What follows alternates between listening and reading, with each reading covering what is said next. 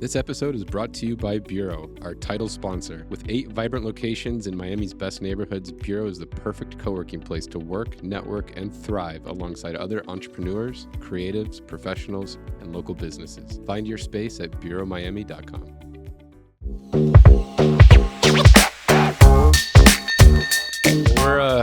We're here. We're live at Bureau Central with Gil Dezer. Thank you for joining us, Gil. Okay, we're super stoked to have you. CEO of Dezer Development. Correct. Yeah. You've done some really cool shit in Miami.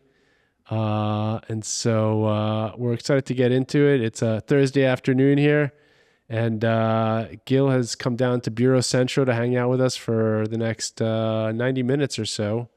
And kind of talk about how you got started in development. So Gil, we really like to bring it back to we got to start off with a cheers. Oh, right? that's right. I mean, we tried to peer pressure him into tequila, but we heard it's black label only. We fucked up. We don't have any black label. Yeah, so we fucked up. Gil's drinking coffee, but we're going to cheers him anyway. Cheers. We're cheersing over here. Okay. Salud. All right. We got a little 1942 left from when we talked to David Martin, so we're going to work on this. I hope to be as interesting as him. Oh, you will be. He's great. We've done a little research on you. You're going to be, you're a pretty interesting dude. So you're originally a New Yorker. Yes. Your dad immigrated from Israel to New York. Correct. In the 40s? No, in the 70s. In the 70s. He was born in the 40s. Okay. Yeah. And so your dad kind of started in development, or he came over with his grandparents, or he. No, my father should be sitting here. He's the guy with the story. Yeah, no, you got the story too. No, he's got the story. He came here. He actually came in 62 or 63, right after he served in the Israeli army. And he came here. He was working for the Israeli government as a postal courier.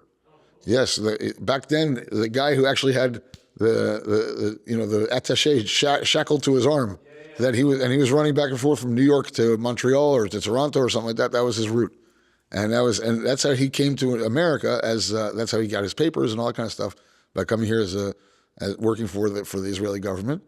And then from there, he went to university, and he has the American story of pumping gas at night and working for the government and 10 jobs and all that thing, and eating corn and, canned corn that he heated up on his heater in New York. And he's got that whole story. And he started in a business called automatic typing, which today doesn't exist anymore. It was, he had one typewriter that was hooked up to like 1,000 other typewriters. And so it was the beginning of junk mail. Junk mail didn't. Yes, he was super cool. He was on the cusp of junk mail, and he would write one letter. One guy would be typing, and 1,000 typewriters would type the letter. Today, you press 1,000 print on the printer, and it goes away. And then they take it back and they'd say, "Dear Mr. So and So," and they'd individually write every Mister's name, and mail it to them. The OG spammer. OG spammer. That's what it was. That's what it was. Junk mail back in the day. And that's awesome. That's pretty cool. And I've never even heard of this. He was in a very niche business, and he was in Manhattan, and he grew so big that he bought out his Queens competitors. He bought out the Brooklyn competitor, and he was like the biggest guy in New York City, and he needed 4 floors in a building to have all these typewriters. He has typewriter stories of how he bought typewriters, and he would make from 3 of them, he'd make 2 of them, and he had a whole mechanic. And there were just different industries that were using him to. He said he hit well with the banks. At the time, the savings and loan thing, where you were able to have a savings account and a checking account in the same bank, then they merged. It was back then in the mid 70s or whatever, and that's when he was sending out letters on behalf of the banks to the customers. Hey, if you have a checking account here, open your savings account, and vice versa. And it was effective. Wow. The marketing worked. The banks were opening up accounts. They loved him. They kept on going more and more and more. He kept on buying out his competitors till he needed the space. And then he actually bought a building to put all these typewriters in there. Where did he buy the building? It was in Manhattan. I don't remember the exact address of the first one, but it was on, I think on 6th Avenue. Okay. And he bought a building. And somebody came to him and said, "Hey, you can convert this building into lofts, and you can sell off this floor and that floor and this floor and make all this money." And when he heard that, he actually did it. You So know? did he move the business in there? And So then, he wound up selling the typewriter business. Okay. And then he, because after his first building that he sold the floors, he said, wow, I would make a lot more money than this typewriter game. And so then he really focused on buying one specific type of building in Manhattan. and what was that specific type of building? It was a 11 story, 100-foot wide, windows on 3 sides. That was his thing. So they're like old warehouses? They were at the time. I mean, in the 30s, 40s, 50s, 60s, there were sewing machine warehouses and all kinds of crazy shit being built in there. On the west side of New York. It was Chelsea. Yeah. So it's downtown, but not so west, from 5th Avenue to 11th, but mainly between 5th and 8th. Yeah. What that would be worth today? Well, we still own it today. Oh, do you? Yeah. Sick. Well, we own today 27 buildings in Manhattan. Oh, cool. Yeah, and he did commercial co-op. I think about 20 of them, 20 on top of the 27. So and that was where he would buy out a building, typically 11 floors. He'd keep the store and keep the penthouse and sell the 9 floors in between. Interesting. And that was his thing. We still own those stores and the penthouses, and we sweet. still own them Because I saw he co-opted them out. I assumed he got rid of co-oping is kind of like condoing it out, right? It is right. It's but over there he would sell floor by floor by floor. He would sell them as commercial co-ops. So you were buying your office space. Got it. And it was a live work in some cases, but otherwise you were just buying your office space. And there were lofts. There were 12-foot ceilings, big nice spaces, windows on 3 sides. Like I said, so Probably all brick too, right? all brick. What you know of New York. Yeah, that industrial space in New York. Yeah, that's killer. Yeah. So, and we still own 27 buildings like that. All right. So cool. That we have about 2 million square feet up there. That's all rented. And most of the space that's being rented now, is it office or is it residential? All office. Oh, it's all been converted to office. Yes, yeah, Okay. yeah. And you guys still own the penthouse and the retail? Yeah, the retail today was worth 5 times what he paid for the building. I bet. Yeah. So, So where did we go from there? You were born, and then so I was born in 75. just started putting buildings up. Yeah. I was born in 75 in Queens, New York. I think in Forest Hills, Queens. Yeah, And that's where, and my father bought his first building in 75, I want to say. Oh, cool. So that's kind of when it all started. And so I was there as we were growing up in the real estate world. I know Forest Hills. I used to go there quite a bit. I grew up in New York, and I had a friend that lived in Forest Hills. Okay. So really nice part of Queens. I mean, really gorgeous. It was the nicest part of Queens. Yeah, 65th Road, right off of Queens Boulevard. Yeah, it was pretty killer. Very green, beautiful. Green, but we grew up in a connected house. Yeah. It was 3 bedrooms, 1 bath. Wow. Yeah. It was modest beginnings. Yeah. Yeah. How long did you live there for? I left when I was 7 years old, so I was still a little kid. You got a good taste in New York. Yeah, I mean, we moved to Tenafly, New Jersey, which technically is closer to Manhattan than Queens is. Yeah, it's right over the bridge, right? Right over the George Washington Bridge. Yeah. So you go over the bridge, you're in Fort Lee, and then Englewood and Tenafly. So 3 towns over. And so literally 7 minutes out of Manhattan. I lived in Englewood Cliffs for a little while. Did you? Too. Okay, Yeah. so you know it. You know it very well. Yeah, we probably crossed paths in either Forest Hills or Englewood Cliffs There at you some go. point. Everybody moves around the same neighborhoods. Yeah. So yeah, that's where I grew up until I was 18 years old. I came here to University of Miami. And, what was it like growing up? I mean, were you involved in the real estate? Were you touring buildings with your dad and stuff? Like, what was? No, touring buildings, no. But at 15 years old, on the weekends, he'd put me to work. I would be handing out flyers on the street corner and all that kinds of stuff. What kind of flyers were you handing out? He owned a business. It was you got to know New York, but for many, many years on 26th Street and 6th Avenue, there was a parking lot that on the weekends converted to an outdoor antique mall. And people would come on Saturday morning, set up their stuff, break it down Saturday night, set it up again Sunday morning, break it down Sunday night, and then leave because Monday through Friday was parking for office people. Yeah. So we had a building a block, like half a block away, not even a block away, two doors off of the thing that was vacant. And my father had the idea of creating an indoor mall. So like an antique flea market almost. Antique flea market mall. So he converted an entire building. And my job at 15 years old was to walk around to these antique dealers and say, hey, are you tired of setting up and breaking down and setting up and breaking down? Here, for the same amount of rent that you're paying here for 4 weekends a month, you can have your own store in Manhattan with a location, with a store, 7 days a week, So that was my first job at 15 years old. I was taking tenants away, stealing tenants from the other guy and bringing them to our spot. That's amazing. Because back then malls weren't that common, right? That was it was and imagine an antique mall. So it was, and because we had a marketing piece called the end of schlepping, because these people would schlep their shit and pack it up and pack it. So the end of schlepping, have for the same price you're paying every weekend.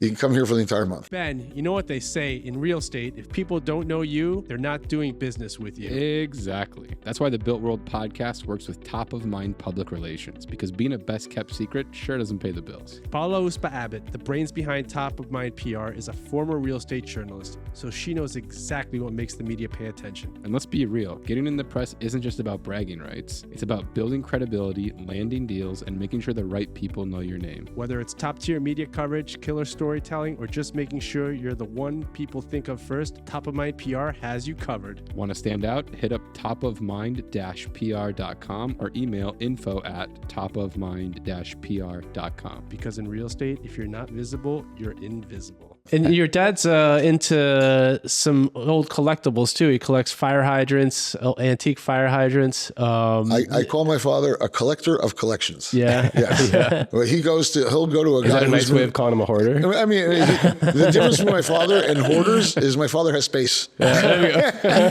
has 600,000 square feet of his stuff up in Orlando. Oh, wow. 600,000 square feet where you don't see any white on the walls. Everything's covered with. What does he like to collect? No, he's a collector of collection. He'll go to a guy who's been collecting things his whole life. Oh, really? And make that guy's dream come true. Oh, He'll wow. buy his entire collection. And I remember one time he calls me up on a Wednesday afternoon. He's like, "Hey, what are you doing today?" I'm like, "No, nothing. Let's go. We're flying up to the airport was Kankakee. I don't remember what Illinois or Indiana, or I don't remember where the hell we flew. We jump in the plane. I said, "Dad, where are we going?" There's a guy with a James Bond collection. Okay, my father's a big James Bond fiend, and he has all the cars and everything. So we go to this guy, and the guy is a mailman who has been collecting James Bond articles his entire life. So the James Bond dolls, the gun, the odd job hat. So my father, the guy, we went into his house. The guy had 3 bedrooms Holy full shit. of James Bond shit. Talk about an obsession, huh? Yeah, obsession kind of Jesus. stuff. Yeah. And I was with my friend who also came with us, and my father made a deal with him. And my friend says to the guy, he goes, "I bet you all your life, everybody was laughing at you, right?" And now look at you now. You just sold it to Michael Dezer. Now you know. That's And funny. we paid a lot of money for some James Bond shit. That's so cool.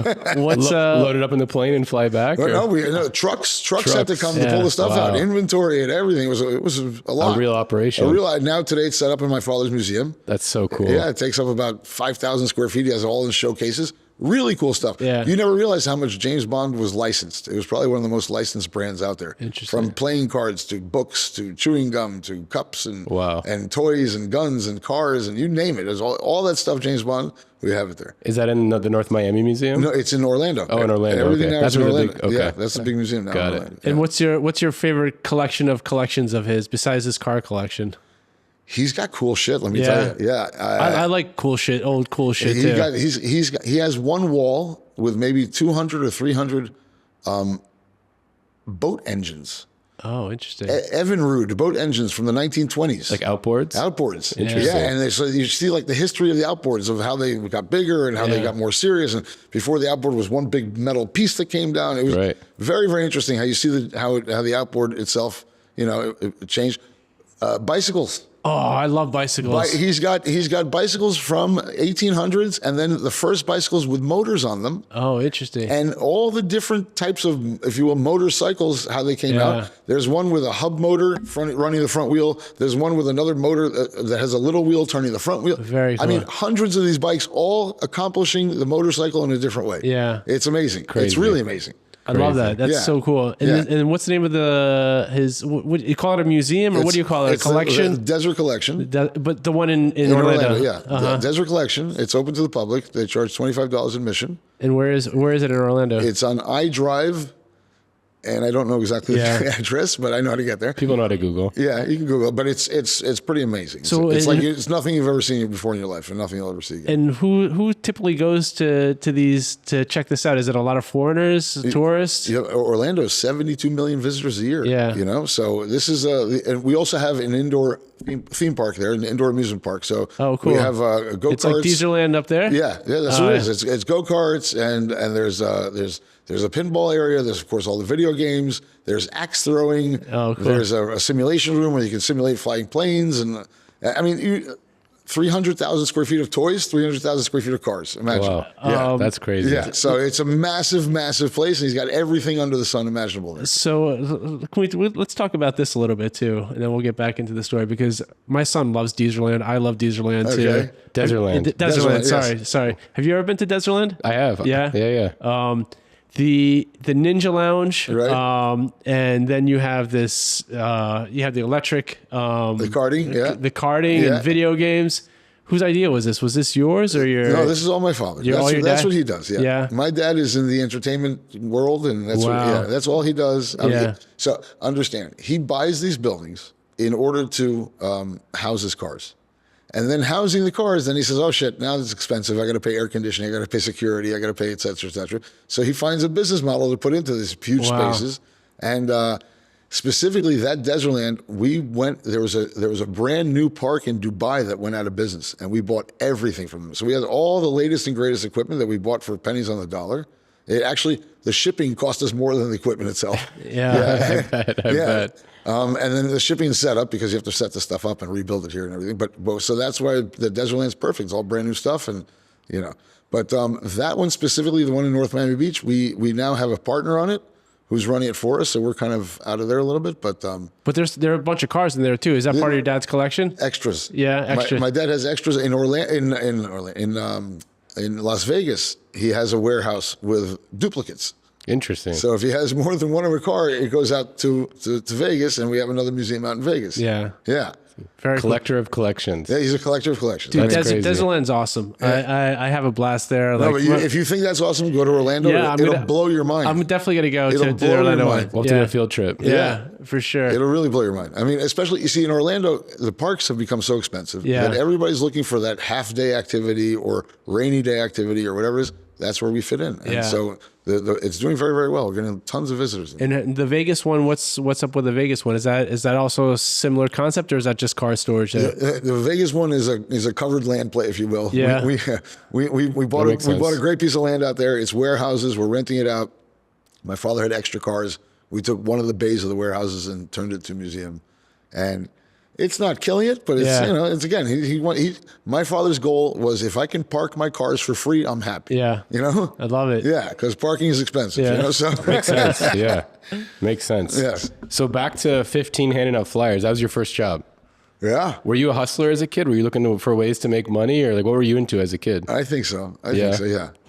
I did some things we probably can't talk about today. No, we can. We have our listeners are just very naughty people. Naughty people? Yeah, so they want to hear all the dirt. Gil, talk to us. I don't know what I'm going to say that's not going to get me in trouble. You should give it. You shouldn't give two fucks about what anyone says. I guess statute of limitations ran out, didn't it? So you were an entrepreneur as a kid. Yeah.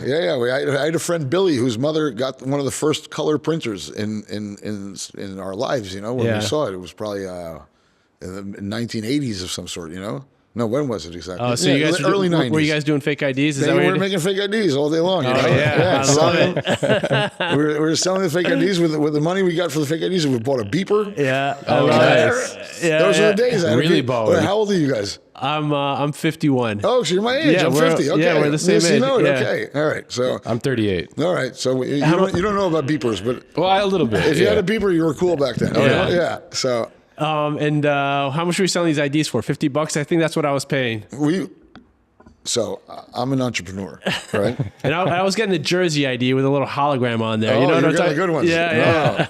No. We were printing out Kansas IDs because Kansas, had Kansas what? because Kansas was purple, and we had the color printer, and we were able to do the purple. Yeah. And I had kids in other schools selling for us.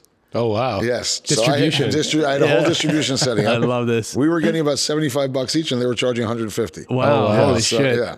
And we'd go there on Friday and to his mother's house and start printing shit out, and then That's and amazing. then sit there and iron them out, and Monday everybody have them. But before the printer IDs, it was the Take a cardboard, picture, yes. right? You had a cardboard. That was and you already too stick your head complicated there, for us, yeah. And then you stick your head in there. It was a Polaroid. Right. That was already too complicated. We couldn't get that done. We had a hard time cutting the paper fucking straight. Yeah. I bet. Yeah, that's awesome.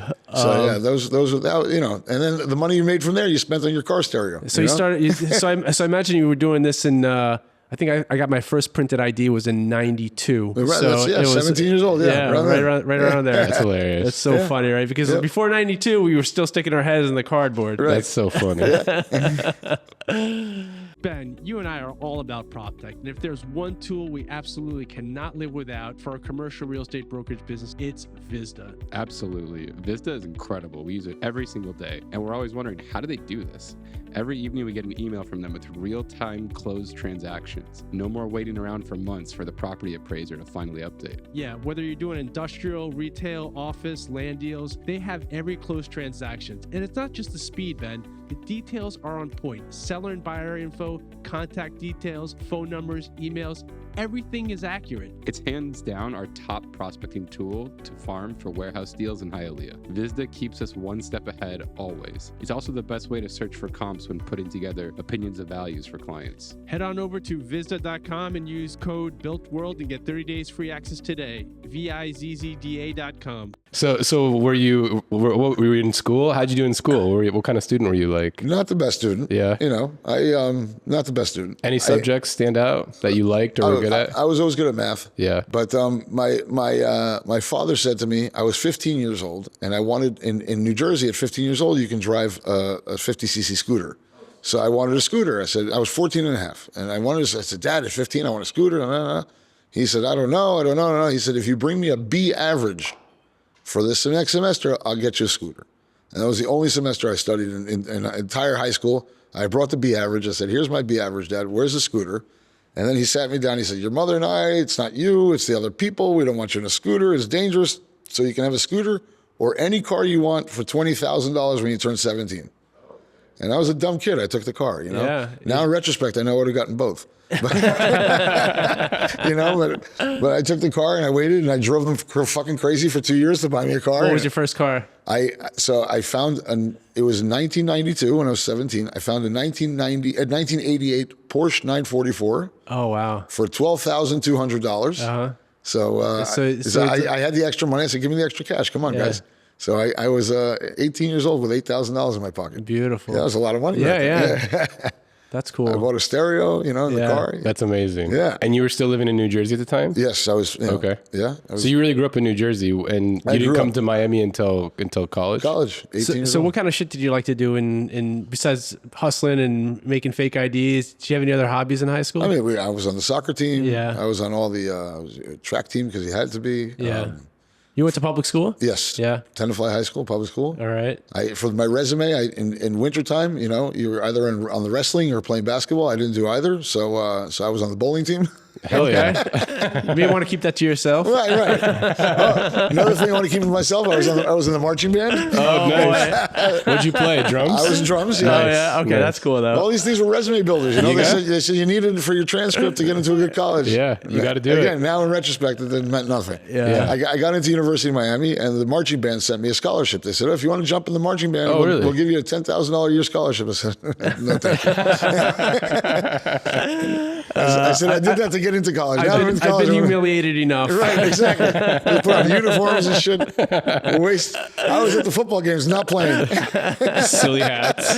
Right. But were you a party guy in high school? I mean, were you going into the New York City clubs, tunnel? Oh yeah, you had to. Yeah, you right. Had to, yeah. You were in that techno. Well, that wasn't still techno phase. No, yeah, not yet. Not yet. It was more in the mid '90s. Limelight. Limelight Was a spot. Yeah. I'm telling you, we crossed paths, man. We were 18 years old going to these clubs. 17 years old going to these clubs. Peggy Sue's. You remember that one? I think so. I grew up in Westchester County, so we used to take the train in all the time, and so there was a red and tan bus from Tenafly, door to door to Grand Central was 37 minutes. Oh, that's awesome. Yeah, perfect. And we used to go after school. We'd hop into the city. We'd go buy beers. Yeah. Come back. Amazing. I mean, nobody was wiser. You'd be home by 6 o'clock. Nobody knew anything. That's amazing. That's awesome. Yeah. So what made you want to come to Miami? Did you grow up coming to Florida as a kid, or? When I was 10 years old, my father bought a hotel here. Okay. So, and that's when we started coming down here. In Sunny Isles? In Surfside, believe it or not. Oh, okay. Not in Surfside, actually in Miami Beach. Okay. It was on 87th Street in Collins. It's now where David Martin built his 87 Park. Sure. Okay. He bought that hotel from me. Oh, interesting. Yeah. So my father bought that hotel at the time. Reagan changed the tax laws for depreciation, so it was a tax advantageous to buy a hotel, and he did, and that's how. And then we had a tenant in there. It was a Holiday Inn for many years that was leasing it from us, and then after that he took it over and he started the hotel business, and basically when I was looking at different schools, he said, listen, we have a hotel down in Florida. You should go check it out. Nobody knows really what's going on with the thing. You should go, and we should have some sort of foothold in Florida, because we have an asset down there. So I went to school. I went to UM.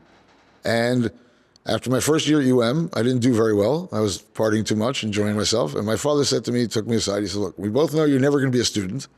He said, so I want you to start taking your classes between 5 o'clock and 9 o'clock at night. And I want you to come to work every day. Oh, wow. Yes. Laying down the law. Yeah, laying down the law. So sophomore, junior, senior year, I went to work every single day and took my classes in the evening. I was a full-time student. You probably learned way more that way.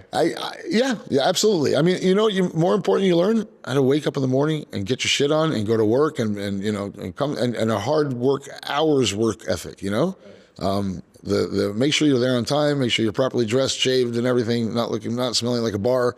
Because imagine the nights before we'd be out till 3, 4 o'clock in the morning. I'm sure, of course. Yeah, so it was college, as one does, right? And so yeah, it taught me it made me grow up. It made me grow up and made me realize what the real world is. And what were you doing for your dad at that time? So he put me in the hotel, just handling tasks, if you will. Sure. And so I really took over the purchasing department. I learned how to do purchasing of a hotel, which is a large part of managing hotel expenses. We handled that. At the time, we wired the building for HBO, which was a big deal. I mean, that's how long ago I'm talking about, Remember hotels used to have a sign outside, we have HBO? Yeah, absolutely. That's a big deal. Color TV. Color TV, all that, yeah. That was a $20 premium on the room right there. Because HBO wanted to charge $3 per room per day or something like that. Oh, wow. So we figured out a way to put up a satellite and pretend that it's coming to my house, and we wired the whole building. And hell yeah. So, we were doing all that kind of fun stuff with, so stealing cable, basically. Yeah. I like it. You got to do what you got to do. Right? And so you weren't working in the hotels. We were one of my jobs over there was I used to work the airport. This is an article. It was in an article, so I can talk about it. But people back then in the airport, as you went down to the baggage claim, there was also the counter for the rental car. I don't know if you remember that in the same area as the baggage claim. Absolutely. For sure. And people would come down to Miami without a hotel room booked or whatever. And there was even a big thing with all the hotel ads and a telephone that you can pick up and call directly to the hotel. And so all that stuff doesn't exist anymore because of the internet and whatnot. And they moved the car rental outside of the baggage claim. But back then, I was right after work, before school, I'd stop in the airport and I'd hand out these passes to all the car rental guys with a tag that said luxury for less. Stay at our room on our hotel, $69 a night. And the guy would write his name down, the car rental guy, and I'd come with a $5 commission for every night. And it was a slow start. I was handing these out, but then all of a sudden, every week I kept on showing up with cash to these guys. And they each see me giving each other cash. And it blew up. We started booking tons of rooms out of the airport. That's awesome. Until the police came to me and said, hey, you're not allowed to be doing this. Why not? You're not allowed to solicit in the airport. Oh, okay. I didn't know that. I mean, I don't know that now. Okay, yeah. so it's easier to ask for forgiveness than it is for permission, Absolutely. right? So I tried to get these people's contact information and do it, contacting them directly and everything else, but that got faded out after a while. You had to be there. So that worked for a while. We drummed up some business, but I mean, that was part of the guerrilla marketing. Yeah, absolutely. Get on the ground, selling hotel rooms. I mean, it's so cool. You really started on the ground level of the business, just doing whatever needed to be done. And did you and your dad have a good working relationship, or were you guys not really working with each other every day? Right, not working with each other. There was a hotel manager there, so I worked underneath him. He knew what was going on, and he was the one giving me the tasks to do. Hey, we need to do this, we need to do that, and I was accomplishing things. You know. Do you have any siblings? I have 2 sisters, one older, one younger. Okay. Are they in the real estate business Yes, as well? both in the business. Yeah. Okay. Yeah. My older sister, she's our CFO. Okay. She runs all the money, which is excellent. Yeah. Great to have a family member in that position. Absolutely. Yeah. And my younger sister helps out too. She does the accounting for some of our buildings in New York. Okay. So cool. Yeah. Some of you might know that I'm in the middle of building a Live Local project right now, and finding an internet provider was way more annoying than it should have been. Endless acronyms, pricing all over the place, and me chasing these guys for proposals. Then luckily, I came across Celerity Fiber, South Florida's boutique internet provider for new developments and multifamily communities. Working with them feels like working with a company your friend owns. They actually answer calls and texts, send quotes fast, and are genuinely great to work with. Celerity designs and installs fiber internet built for modern living. Fast, reliable, and ready from day one.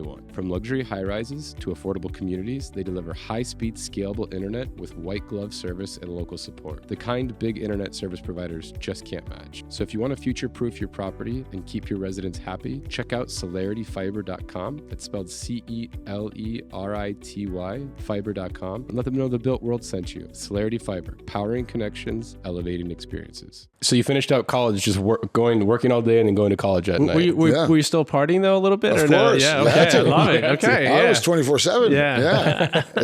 Especially back then. I know. Yeah, you had to be. That was like Miami's golden age. Yeah. It was Miami's golden age. It was. It really was. I Yeah. mean, that's when, South Beach, really, the nightlife started taking off. And where were you living at the time? So I lived first year on campus, 7 years, second year in Coconut Grove, Okay. and then third year in like some apartments, third and fourth year some apartments near the campus. Near the campus. Yeah, the Grove was fun, but it was Yeah. it was dangerous. it was hard to focus around. Yeah. A little too close to the mutiny. Yeah, I mean, we were there on Mary Street. We had a beautiful Yeah. little house. We had a homeless guy who lived in a shed behind us. His name was Papo. Anything you need, you ask Papo for it. He'd go run and steal it for you. Papo, we need 2 bikes. He'd come back with 2 bikes in 10 minutes for $10. You know? And you have to worry about fentanyl back then, right? No, right, exactly. But back then you really weren't like South Beach wasn't really the place to go party, right? It was. No, really it was. But it? Ocean Drive, Washington Avenue had one place, Yeah. Le Bon, if you Yeah. remember. Yeah, that was the first one over there. No, I wasn't. Groove Jet opened on 21st I know. Street. I've heard of Groove You Jet. guys- I moved to Miami in 2000, so okay, so you were late. Yeah, I was late. This was 93 to 97. I went to Yeah. school, and it was a party. It Yeah, was a I real mean, those party. are Yeah. that's when the real cool shit started happening on South Beach. The real party scene started happening. Yeah. That's when like When the Ma- models were around. Yeah, right? Madonna was It coming into town. Lamborghinis lined up in front of all the clubs. You ever party with Madonna? Yeah, of course. Yeah. And Stallone was there. Yeah. That was So That's sick. awesome. yeah. I remember we'd get together like 5 guys and chip in like $40 each to buy a bottle for $200. Yeah. Wow. Yeah, that was like a lot of money. Yeah. $200. Like, And we'd have a bottle and we'd sit there and we'd nurse it. So we sat at the table all night long. That's sick. But $40 was like, Yeah. you didn't have that kind of cash. Now it's like $2 to $5 grand. Yeah, Right? nah, I mean, everything's gone up If 10 not times, more, right? yeah. 30 years. Yeah. Crazy. Yeah. Crazy. So, man, what a grueling pace. So you really set your work pace at a pretty high bar in college. Yeah, my father kind of forced me to, but it was Right. the best thing he could have ever done. you Right. know? Yeah, it Just cranked up the... cranked up the volume, so and I've been cranking ever since. you know? Yeah, that's sick. Yeah. So what happened? You graduate college. Did you know for sure you're going to keep working in the family business, or what was the move after graduating? No, the rule of the family is you can't work for the family after college. That's what everybody else did. So I went to. I had a job up in New York. I was supposed to be a stockbroker. I was ready. I was signed up with a company, and I finished school that year. I was ready to go up to New York, and my father and then it was May, really the end of school, that my father came down and bought our first Sunny Isles property, and he started talking to me about Sunny Isles, and then May was the first one. Oh, I'm sorry, no, I'm mistaken. It was a year before. It was '96. He bought the first. The first one in '96. And what was that property? The Thunderbird Hotel. Okay. Where we're building the Bentley today. Okay. He bought that one, and then between '96 and '97, he bought a bunch more, and that's when I started going with him to those meetings to buy. Were these buildings or just land? These were hotels, little motels, Yeah. like rundown shitholes. Exterior corridor. Yeah, like, the worst kind of places in the world. Yeah. And at the time, why Sunny Isles? Because in '96 it was not a city. It was part of unincorporated Dade County. Oh, okay. So there was no police there. There was nothing there. If you wanted a cop, it took 45 minutes to get there. So all these motels turned into like monthly rentals for drug dealers and prostitutes and all the wrong people. Yeah. So just to give a little lay of the land here, Yeah. like, Miami is, or when people say Miami, it's really composed. It's Miami-Dade County. Right. There is 32 municipalities, and there's some parts that are unincorporated, so they're not part of a city. Right. And Sunny Isles at that time was part of that unincorporated, Right. which is extremely unusual because especially for its location. yeah, for its location, Right. like there, in that late that there was an unincorporated piece of Oceanfront. oceanfront Imagine, property. yeah. And so what generally happens is there are less services with unincorporated areas. So less police, less fire. The services fall under the county. The county. And so what happens is when you have cities all around you, because to the south is Bell Harbor, to the west was Aventura, to the north was Golden Beach. So it's county services that they're not even next to you, the Yeah. county services. To get to You got to go Sunny over Isles, the bridge. You got to go through 5 other towns that have their Yeah. own services to get there. Yeah. So it was not being policed properly, and Yeah. the town really fell to not a great place. The retail across the street was suffering. It's since picked up. You know, the Katzes are doing a great job at picking that up. And so that's... Who kind of led this initiative to incorporate Sunny Isles? There was a man who's no longer with us. His name was David Sampson. And he started a group called the Concerned Citizens of Sunny Isles. And they got with Senator Gwen Margolis, and they got a charter to create their own city. And so they created their own city in 1997. And then they created their own zoning code because now they have a city. Now you got to fund a city. So they created a zoning code for developers to build as high as you want. Their whole concept was go as high as you want, but keep the building skinny. Don't do what they did in the 50s and 60s on Collins Avenue, where it's a concrete canyon, you know, where you don't even see the sunlight.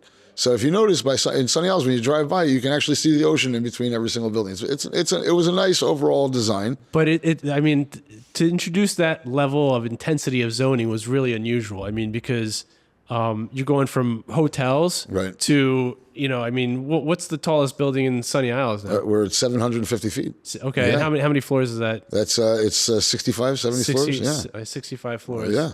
And not just that, the FAR of 6, you know, going from a small FAR to an FAR of 6 and density of 100 and something units per acre. And yeah, but they did the comp plan. They can, there's enough water and sewer and enough emergency evacuation to get everybody out. That the 2 bridges going out are huge, you know, the Lehman Causeway and 163rd. So the city had its own fundamentals, you know, it really did. It just lacked the police force, lacked leadership, lacked zoning. It was like the whole of the donut in terms Right. of Miami. It really was. Surrounded by cities, but just kind of forgotten. It made it a no-brainer, you Yeah. know, and not just cities, great cities. Yeah. Right. Bell Harbor, Golden Beach, yeah. Golden Beach, Aventura. Yeah. I mean, very great affluent, cities. very affluent municipalities. Yeah, and all surrounding this area. So it was kind of a no-brainer. I mean, if you're flying over it, you got to see it. And so they incorporate what year? 97. 97. And your dad bought his first piece of land when? 96. 96. We heard about the incorporation. Oh, okay. We knew So- what was happening. That's why he bought everything he could. Yeah. He knew that this was going to happen. He knew that Front running the zoning here. Yeah. I love Love it. it. Smart. Yeah. And where were you working at the time? What was your first job out of college? You said you were supposed to be an investment banker. Yeah, I was supposed to be an investment banker. You're trying to go Gordon Gekko route? Yeah, that was the idea. I came down to Miami and I went to work for ISG, International Sales Group. Okay. Yeah. At the time, Jerry Kaufman was there. Craig Studnicki was my boss. But they were Phil just Spiegelman. they were a sales team, right? They were a sales team. They weren't developing. No, Yeah. they were never developing. Yeah. My father said, "Hey, we're buying these things. We're going to be building condos one day, and go find out where the buyers are coming from. Go learn how to sell these things." And that's what he did. And he sent me over there.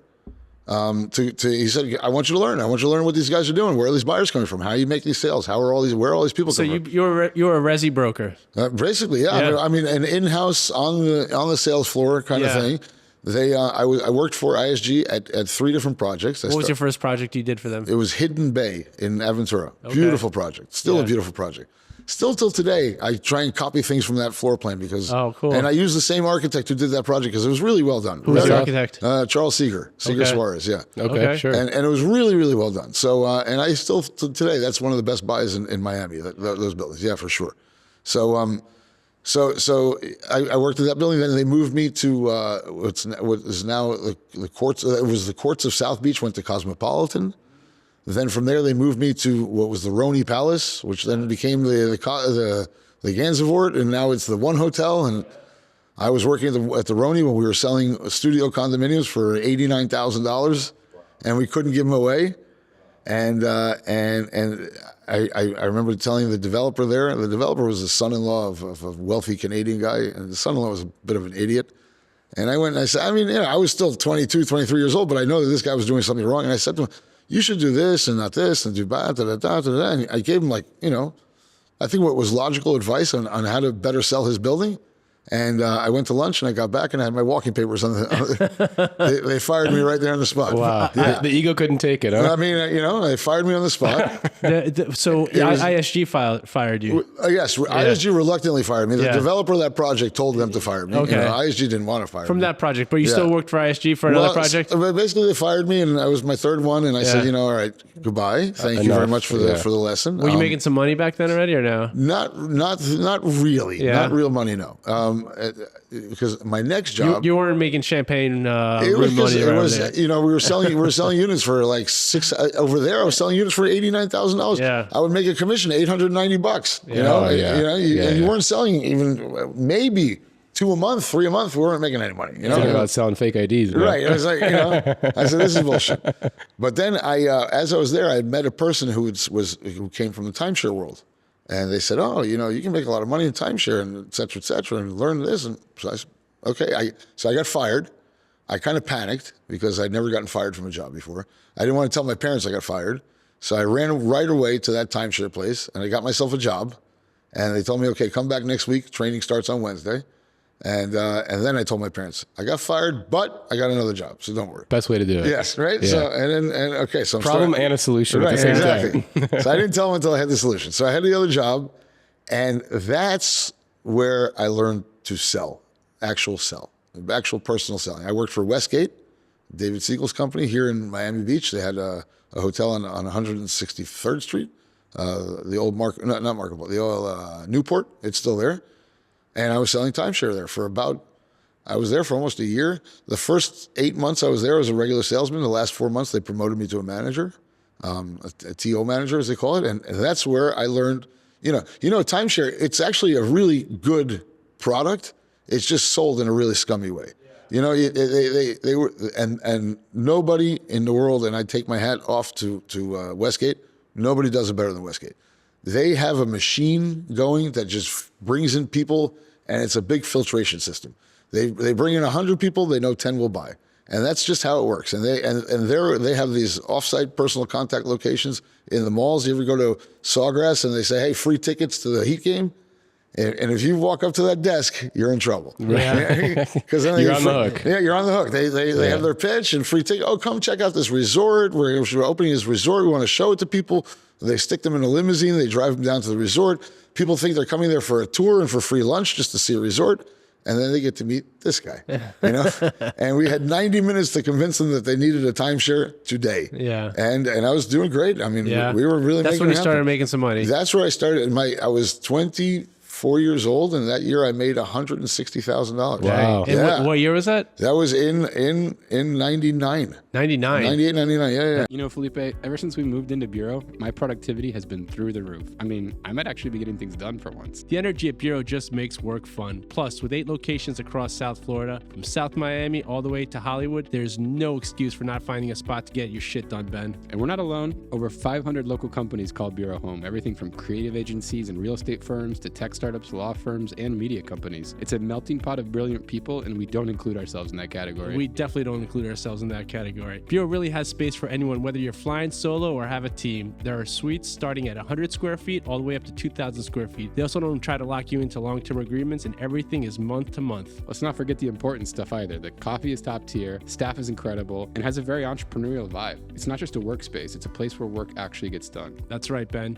So if you want to level up your workday like we try to do every day, check out Bureau. You might even catch us sipping some espressos between podcast sessions. Or tequila. Definitely tequila. Tell Bureau the Built World sent you, and you'll get 50% off your first month's membership. See you out there. Cheers. Later. So what were the Solid. sales tactics that you learned that really got the hooks into people? There was an excellent training program there, and there was an excellent trainer there who I think about all the time still. I wish he was working for me.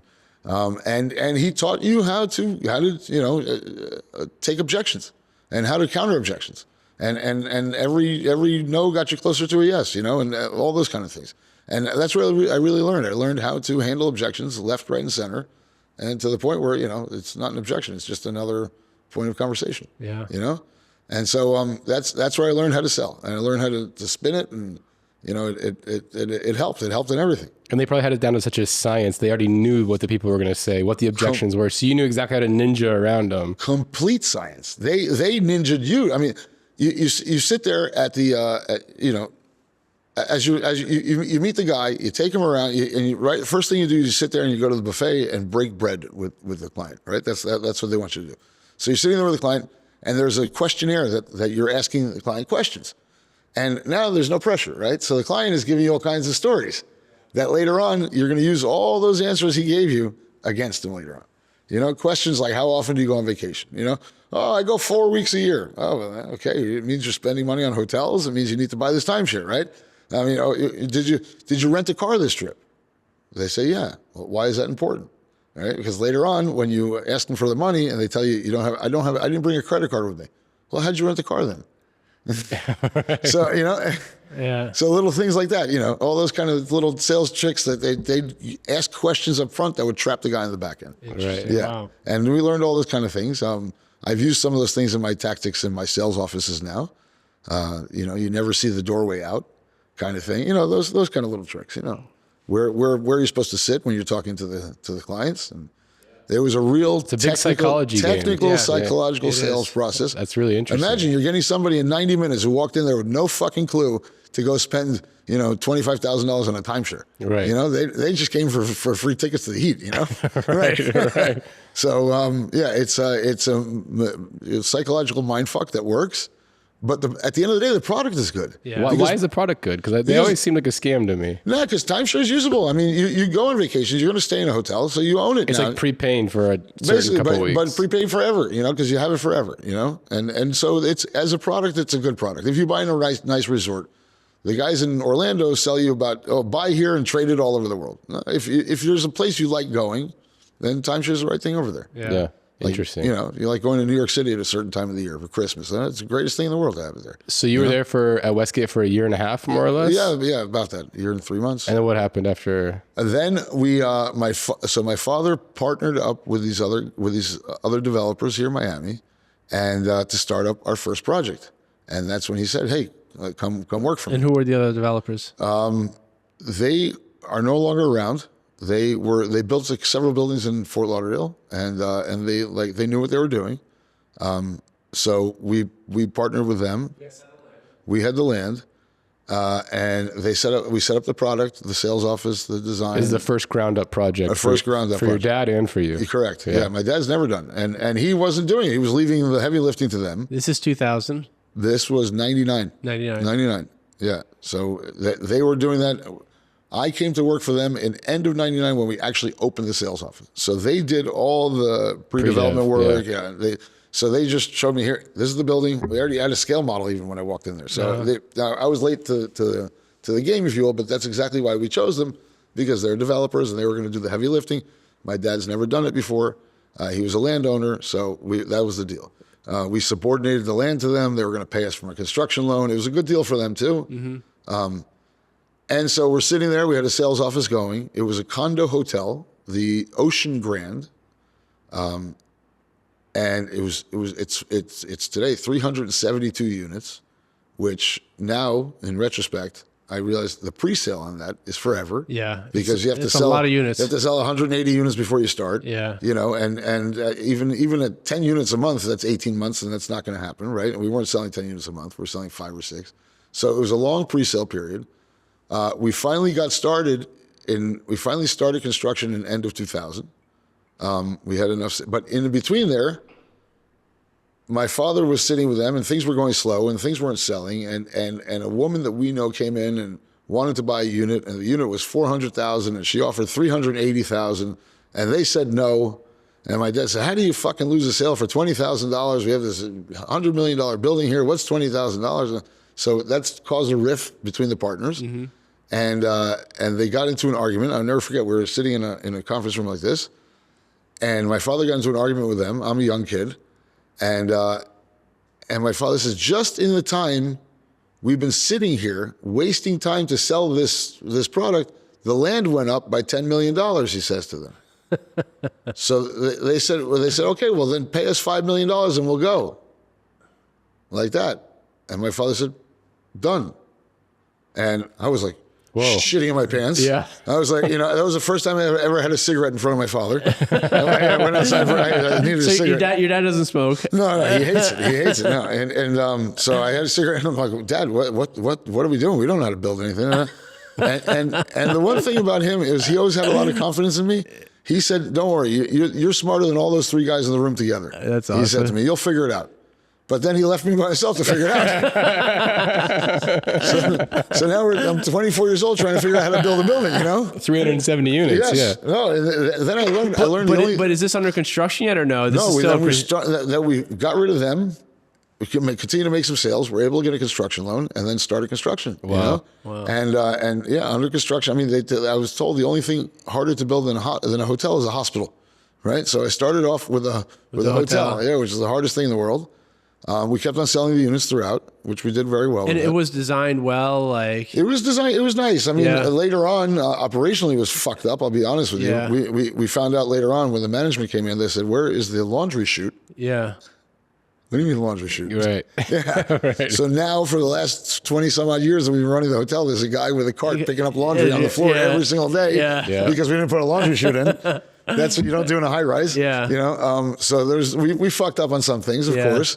But the hotel sold very well. It's doing very well as far as the business goes. The location and everything is excellent. This episode is brought to you by Built World Advisors. Yeah, that's us. We're not your typical commercial brokerage. We combine deep market knowledge with a media platform that actually connects to people doing deals, the developers, brokers, architects, and attorneys. Let's not forget the investors, Ben. From warehouses in East Hialeah to off-market gems in Allapattah, we help you find value where others aren't looking. If you're tired of waiting for opportunities to land in your inbox, let's talk. Built World Advisors, real estate for the people who get shit done. You can check us out at builtworldadvisors.com.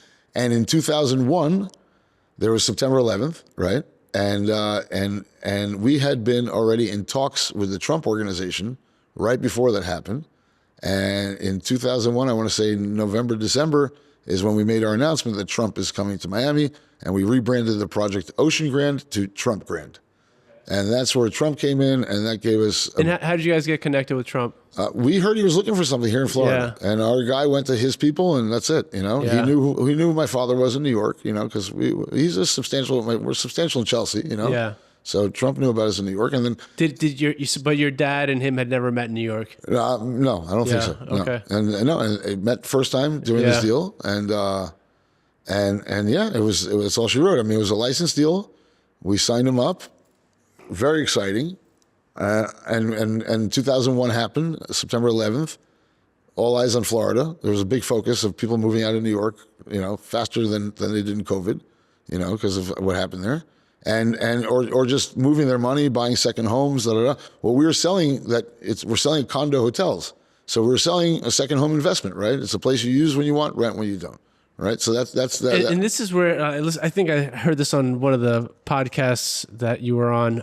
That's where you really discovered the power of a brand. Yes. And how did that Trump brand help you guys sell? No, it propelled us into the stratosphere. Yeah. I mean, yeah. Just because it was a recognizable name and people were comfortable with the quality level? Or? It was the level of attention we got. It was the press that we were getting. You couldn't buy that in advertising dollars, And so because of that, we were getting a lot of attention. And of course, that causes aura. People come in and buy, And where were the buyers coming from back then? Back then, it was a large amount of South Americans. Yeah. And especially with the condo hotel concept, because that's, Right. They don't need a full-time apartment. Yeah. They like the idea of just leaving it to somebody else to rent out and, get a check every month. So that works well for South Americans. It's easier than an Airbnb, because you really have somebody managing the property for you. Professional management. Yeah, professional management. Yeah. So it sold well to the South Americans. And then we built the Trump Palace and Trump Royale right next door. Condos sold out. And how do those licensing deals work? Do they just I mean, you don't have to disclose specifically, but is it like a percentage of sales or revenue, or is it just like a fee? Like, how does that work with licensing? It's a percentage. It's a gross off the top percentage of sales. Yeah. And then there's rules in the condominium documents of what the condo needs to do to maintain the brand. things like if there's a hurricane, you got to make sure the windows are not busted up after 4 months. You know, you got to make sure you're using diligence to fix it. Gold faucets. That's not necessary, but just things that because the exterior of the building is their brand, and they don't want it to be fucked up and ugly. And, you don't want to tarnish the brand, right? Exactly. Yeah. So those just those kind of rules, simple rules.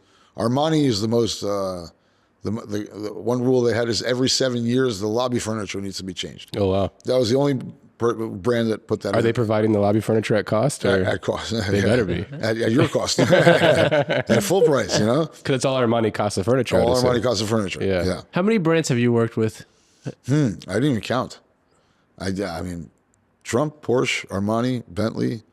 We did Hyde. I'm doing Baccarat downtown with Related. We're working with Hillsborough up in Palm Beach. Hillsborough Beach. Sorry, not Hillsborough. Rosewood up in Hillsborough Beach. What else was I involved in? I mean, I've spoken to every brand. Yeah. They all come to me now because I'm the guy. You have a track record. I'm the guy. I'm the only guy who's really done this properly. I mean, not to shit on my competition, but all these other guys who are doing car brands, they're fucking it up in reality. They're not doing it the right way. They're diluting it. They're completely diluting. They're prostituting the brand value of those car brands, you know, in the way I see it. You were the first developer to do a car brand in Miami. In the world. In the world. Yeah. Porsche. Porsche. Was that the first one? Yeah. In the world. And then And how did that come about? Was that you going to them or them coming to you? they were snooping around and we caught up with them. Yeah. You know, they were looking to do some deals because I went in through Porsche Design, which was cool. the daughter company of Porsche. Yeah. It's the guys who make the lighters and the sunglasses and have I had a Porsche designed hard drive at one point. There you go. External. Yeah, they're good. Those things, aren't they? It was like a brick. It was beautiful. Yeah. Like the design is really gorgeous. Yes. No, and they spend a lot of time on that. Their whole thing was taking the everyday product and making it more ergonomic. Yeah. And if you see some of their pens, it's really creative stuff. Amazing guys in there. Yeah. Amazing think tanks in there. I remember one of the first meetings they had, they wanted the car elevator to go up and down using water ballast from the toilets. Oh, wow. I said, well, that's an amazing idea. It'll never work, but it's an amazing idea. I mean, you got to tell Mrs. Jones to flush her toilet for the car to go down. You can't, you know, but it was a great idea. You know, they were trying to be green and, you know, so meetings with them were fun, but Porsche was looking for something to do. We had just finished 6 buildings with Trump, you know, and so it was time to look for something else, you know, another brand. We can't keep on building Trump buildings all over the place. So you built 6 Trump buildings just back to back. Wow. Between 2001 and 2007. And you guys kind of figured out the formula and you're like, now I know how to do this. I'm comfortable. Well, yeah, I mean, at that time, you couldn't do anything wrong. You know, 2001 to 2007, we sold out each Trump building in a day. Wow. Each one 290 units. So you built those 6 Trump buildings in what time period? In 6 years? Yeah, 2001 Holy to shit, dude. Yeah, That's a lot of buildings. It was a lot of building. Well, so And you guys hit the market Perfect time. at perfect timing. perfect timing to start. Yeah, right. Terrible timing to finish. We in 2008, when the crisis actually came in and hit, I had 3 Trump Tower buildings under construction and 1 Trump Royale. So I had 4 Trump buildings. 4 of the 6 were under construction in 2008. Oh shit. Yes. And and when the shit hit the fan, it was bad. I owed $475 million to the banks. Yeah, in 2009, in 2000, and we sat there with the banks and tried to work things out. I'll never forget. How do you? I mean, like how do you deal with that? I mean, that's a big nut, right? That's $500 million. Yeah, that's a big nut. Do you? I mean, do you guys? Light a cigarette first order of business. How many cigarettes are you smoking a day? How many drinks are you having? Right. Drinking not so much, but the cigarettes were there, you know? I mean, sleepless nights. I mean, how do you deal with all that pressure? I mean, that's fucking no joke. Like I got diabetes, type 2. I got it from the stress. Yeah, it was a thing. It was a real thing. But my father even said at the time, that's when the real shift happened within the company, is that it was 2009, and he said, I want to go away and come back when this is all over, because it was really a fucking disaster. You didn't know what was happening tomorrow, you know? And he said, I want to go away when this is all over. Let's give these buildings back to the banks. We have plenty of money. We don't need this stuff. We have our equities back and this and that. And you had non-recourse loans, I think I remember. Non-recourse loans, and we could have literally just handed the keys over to the bank. Yeah. And I kept on saying to myself, I was young, young, foolish, optimistic. You're what, in your 30s at this point? In 07, I was 32. Yeah. I was recently married. And I said to myself, if I give buildings back to the bank now, I'll never build another building in my life. No banker's ever going to loan me any money. I thought that that's the way it works. Right. Now, here we are 25 years later, all those losers who gave the buildings back, they're still in business. You should have given everything back to the banks at this point, right? No, but it really worked out in our favor. I'll tell you why. Because so my father kind of gave up in a way, right? And because he was really demoralized by this whole thing. In his life working, he's never seen a financial crisis like this or anything like that happening. And like I said, I was young and green and okay, don't worry. What I learned, you said, what were you thinking during that time? What I learned was real estate is tangible. You can touch it, you can hold it, it's not going anywhere. The value of the real estate is based on buyer sentiment, right? It's all buyer sentiment. How are you feeling that day? How is the market feeling that day? How is the press telling the market to feel that day? How is the outside world affecting? And so today might be bad, but tomorrow, this thing ain't going anywhere. It's gonna be there, and as long as you can hang on to it, it'll be back. And that was my philosophy. That's what I learned. It's tangible. I wasn't buying NFTs, it's something like, It's not going to zero. It's not going, and that was the next part. Even at a discounted value per square foot, the aggregate of the building was in excess of what we owed. So I said, even at a discounted square foot, I can sell it and still eke out some sort of money, And so that's when I said to my father, I said, look, if you're ready to lose it, let me give a Hail Mary approach, and let's see if we can save this whole thing, and let's see what we can do. And that's when I negotiated with the banks, and negotiating from a position of, hey, if you don't like it, my dad said take the keys. Yeah. If you don't like it, take the keys. If you don't like it, take the keys. And no banker wants the keys. Nobody wants the keys, right? So, they say if you have $1 million loan, you have a big problem. But if you have $500 million in loan, the bank's got a problem, right? Yeah. And that's kind of what was going on there. So, so they didn't want the keys. I owed $500 million. They needed to keep me alive, and that's what they did. And they actually gave me an incentive. They said, if you can pay us back in 2 years, we'll rebate you all the interest. So that was an incentive to start moving. Yeah. And we really buckled down. We traveled all over the world. Brazil saved our life. Brazil was on fire, all coming to America at the time. We had some great contacts in Brazil, great brokers who helped us, going through the top. So we went straight. We had all the celebrities first moved in. Yeah, so let's talk about that. I mean, how did you form that? My parents are Brazilian, so I'm interested. Like, who did you connect with in Brazil? How did you tap into those buyers? Well, we had a great friend of ours, Cristiano Piquet, Piquet Realty. Yeah. And he's well known there because his cousin is the race car driver. Yep.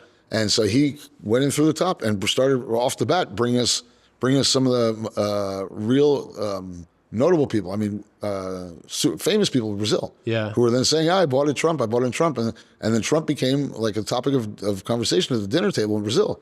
And to the point where we were selling in when was it? In 2010, 2011, we were selling 30 units a month. Of course, at a discounted rate, super discount. I mean, we were selling initially $1,000 a foot. And then those 30 units a month, we were selling between $500 and $600 a foot. So at 40 to 50% off of the prices. And we were selling and we sold. And I paid back $475 million by individually selling every single unit. I didn't have to write a check from my pocket. And at that point, Brazil was actually on an upswing too, right? Right. Like the real was very strong. Correct. So the timing to hit the Brazilians was quite Brazil saved our ass in that case. Yeah. They came in and they bought everything to the point where I had to hire a whole bunch of Portuguese speaking people in the building because that's all the clients were Brazilians. So, which is great, I mean, it's a nice place for them. Then what happened, which I learned later on, was the currency flipped again. And these people were able to sell for what they paid and still make 4 times as much on the currency. Yeah. So, and some were paying for more than what they'd pay for. They sell for double what they paid, and they'd made eight times on the currency. So there was a big exit from Brazil all at the same time when that was happening. But fortunately, by then I was sold out. But I learned the consequences of getting too heavy with one country. Yeah. in a building. You know? So you worked through '08 that way, just piecing it out. Just, 08 through 11. Yeah. wow. Yeah, 11's really when it kind of stopped. I paid off everything by 11. By That's end funny. of 11. Yeah. I got into real estate in 08, 09 buying distressed debt. And by 11, all the good deals were gone. Yeah. That's really when it all got It cleaned picked up up. so fast. I mean, Yeah. everybody said, "Oh, we have 10 years of inventory. We're going to be sitting here with a thumb up our ass for 10 years." Yeah. And it all got picked up. By 11, 12, Yeah. it was back to normal. Yeah. And me paying off like the $500 million was paved the way for me to get the first construction loan post crisis, which was in 2012 For the Porsche Design Tower. Okay, sick. So let's talk about the Porsche design because this is people have tried putting in an elevator. There's been one extremely unsuccessful project on Brickell. Can we say that? Yeah. Yeah, he got sued. I think it's still empty, I think, right? It's still not working. It doesn't work, right? Yeah, It's doesn't 10 work. years later. They and got now- paid. Yeah. Brickell House, right? Brickell House. Yeah. Yeah, the association got paid big money. Oh, did they? Yeah, from the insurance. Okay. Yeah. But they still don't have a functional garage. They have enough money to go rent spaces for the rest of their lives. Yeah. Okay. So you decide that you're going to stick an elevator in this building that can bring the vehicles up to everyone's individual apartment. Had you seen this concept anywhere before? And was this before Brickell House or after Brickell House? This was before Brickell House. Before. But their system is entirely different than Yeah. mine. You patented your own system. But from a starter standpoint, just so you understand, their system was a pallet-based system. So you drove the car on top of a pallet, and then that pallet had an AI robotic that knew how to move the pallet around and moved it into some garage and stuck your car in a corner. And if you needed your car, it would pull it back out and pull it like this. So it was very complicated. yes and no. Technically, it's not that complicated. It should work, but they couldn't get the logic working properly. Yeah. Where you called your car and there was 6 cars in front of it, and it took 30 minutes for your car to get out. So they couldn't get it efficiently working. We didn't do that. We didn't do anything close to that. Mine is very simple. You drive into an elevator, you go up, and it pushes you out into your space. You're never starting the car. Yeah. In my Dezervator system, the magic moment is you drive in, you shut the car, and you do absolutely nothing. It's because we took basically automated parking that's been around since the 70s, and we adapted it to have a passenger in the car. So that's where the whole thing came from. So the automated parking is the same, they usually use automated parking to slap cars next to each other, no drive aisles, less loss factor in the garage, etc. We didn't care about loss factor. Ours was about getting the passenger in the car up there in a garage outside of his unit. And did you get a patent on this? Yes. Okay. I have And a patent. you got a design and utility patent? Yes. And lifting a passenger in the car adjacent to a dwelling unit. That's the utility. That's the utility Yes, sir. patent. And then And where'd you get the idea from? Like, where was the inspiration from for this? So my father had a building in Manhattan because a lot of these warehouses had freight elevators in it. There you go. Here you go. So again, this is coming back full circle here. full circle. I tell you, he buys buildings to put his cars in, right? So Yeah. he bought a building in New York City on 27th and 11th Avenue. It was 5 stories. It was 100,000 square feet, and it had a car lift in there. And it was basically a monster freight elevator. It was 5 stories. So you you drive in, you press 1 through 5, it takes you there. You got to get out of the car to open and close the doors, Yeah. I remember going into these elevators in New York and parking back in the day. Right. And, there's a sandwich doors that open up like this, And so you he drive had the one. car out. You drive the car, Yeah. so that was our first idea. And they say, hey, we're going to just put this elevator in there and just drive it up the building. And, maybe with a fob, you'll pick your floor. And so we brought it to the fire department, and they said, no, you can't do this. And I'm like, well, why not? Pussies. Pussies. they gave me 500 reasons, but the main reasons Hose draggers. Yeah. You're right. But the main reasons that they gave me, which were somewhat legitimate, was like, okay, every time you start the car, there's an inherent risk of explosion. Okay, understood, because the engine is exploding inside there, a little, each cylinder, and then the other side is what happens if you have a fuel leak, and a fuel leak that catches on fire. And you have fuel on the 47th floor of a building, for example, and can light the whole building on fire. Yes and no. So we said, okay, well, let's figure this out, right? So if you don't want me starting the car, I was Googling. I found this little sled device that picks up the car with the chopsticks, slides it, drops it. Sled device. Okay, now you don't need to start the car. So I called that guy who was in Germany, bought him tickets to fly over, And then all the other objections they came up with, we came up with a way of just handling it. You know, And are you dealing with the fire department at the local Sunny Isles municipality This is level or the Miami-Dade county? Miami-Dade County. Miami-Dade Yeah. County. Elevator department, fire department, Yeah. Miami elevator. Yeah, these people. And they're telling Miami elevator saw it. They're like, we love it. We love this. It's the most amazing thing. We can't approve it. I said, well, why not? They said, because we only know how to approve a box that goes up and down. You Right. know? Yeah. We don't have the jurisdiction There's to no approve. checkbox for that. There's no checkbox for a thing that swings around and ejects cars and all kinds of shit. But we went to UL, United Laboratories, Underwriters Laboratories. You know UL, it's on every single electronic device. You see a UL little symbol on it. So we went to them. They have a division that does what's called AECO certifications, which is specialty elevator certifications. And they use the same kind of elevator certifying process, but they're a third party who's a certifier, and they certify the elevators, the building system, as a regular building system. So that's how we got around going. And they, of course, worked with Miami Elevator Department, finding out what's required as far as the certification. And then, I'll never forget, they came to us and they say, okay, we're going to need about a year after the building's ready to go test all this.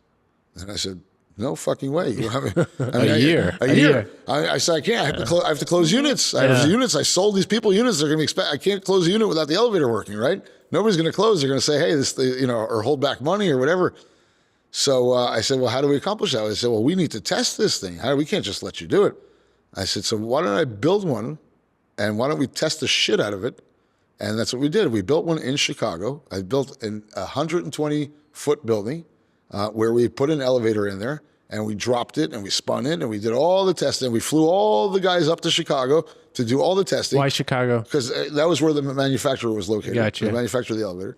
And they signed off. They said, if it runs the same way in the building, then we'll sign off on it. So then we did have to do the testing in the building once they put it in, of course, but that was an expedited 3-week thing, and that was it. So you had to build a building in Chicago just to test this thing? Yes, sir. Wow. Yes, sir. We built it. Yeah, it was Only if you're selling Porsche units can you afford to do something like that. it was a $6 million build in Chicago, but we were able to use $4 million of the 6 because the components we took out and put in the building. That's good. Yeah, so it was a $2 million trial thing, but I did the math. I said, you know, if I have to sit there and pay interest for a year, you know, this $2 million is cheap. Yeah. This $2 million is cheap. Yeah. You know, so. And did you have Porsche in mind already when the car elevator idea came about? Like, No, that was when we said, what does Porsche have to do with real estate? That's when the car elevator came out.